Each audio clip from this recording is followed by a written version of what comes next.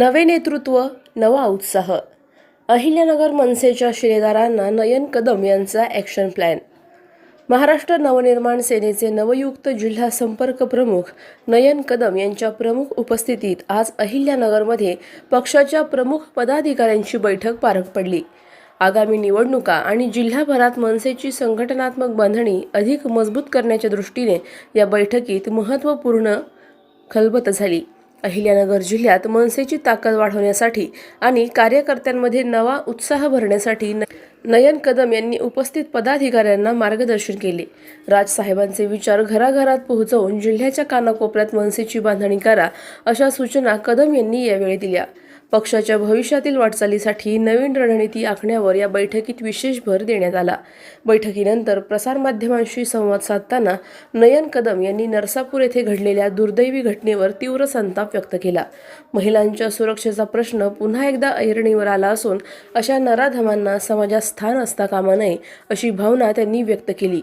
या बैठकीला जिल्हाध्यक्ष सचिन डफळ, शहर अध्यक्ष गजेंद्र राशीनकर, शहर सचिव डॉक्टर संतोष साळवे, शहर उपाध्यक्ष संकेत व्यवहारे, शहर उपाध्यक्ष संदीप चौधरी, शहर उपाध्यक्ष दीपक दांगट, विभाग अध्यक्ष प्रशांत जाधव, विद्यार्थी सेना जिल्हाध्यक्ष प्रकाश जाधव, मनोज राऊत, अशोक दातरंगे आदींसह कार्यकर्ते आणि जिल्हा कार्यकारिणीचे सदस्य मोठ्या संख्येने उपस्थित होते.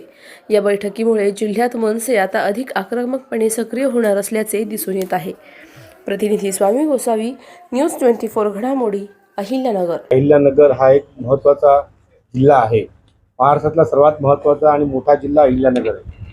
इकडचं राजकारण म्हणजे विखे पाटील असतील, कोल्हे असतील, बन असतील, लंके असतील, पवार असतील, सगळे मोठे मोठे मातब्बर ह्या जिल्ह्यामध्ये आहे. आणि अशा परिस्थितीत माझे राजसाहेबांचे जे महाराष्ट्र सैनिक आहेत, पदाधिकारी आहेत, ते लढा देत आहेत. त्यांच्या दडपशाहीला बोला, त्यांच्या आर्थिक बाजूला बोला, सगळ्यांना बाजूला ठेवून मनसेचे कट्टर कार्यकर्ते आहेत. सचिन भाऊ आहेत, आमचे शहर अध्यक्ष आहेत, सगळेजण व्यवस्थितपणे लढत आहेत. आणि माझी आज नवीन नियुक्ती झाली आहे संपर्क अध्यक्ष, आज म्हणजे 1 महिन्यापूर्वी. दौरा चालू आहे आमचा.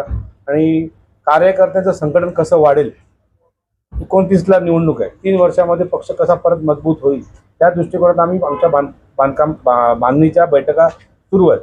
आणि मला वाटतं इकडचे सगळे कार्यकर्ते स्ट्रॉंग आहेत, कट्टर आहेत, सुरुवातीपासून साहेबांच्या बरोबर आहे. आणि हे पुन्हा भरारी घेतील आणि पक्ष बळकट करतील.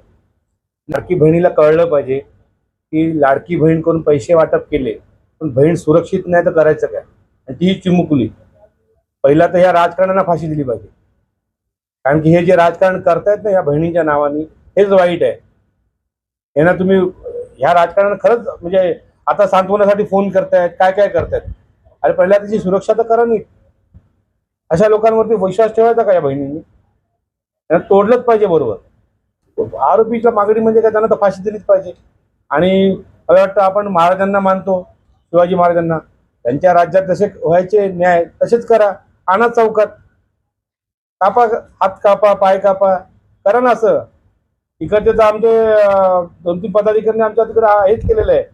आपल्या पक्षातले असतील मनसेचे आणि दुसऱ्या पण आहेत की ह्यांना आमच्या ताब्यात द्या, आम्ही दाखवतो यांना.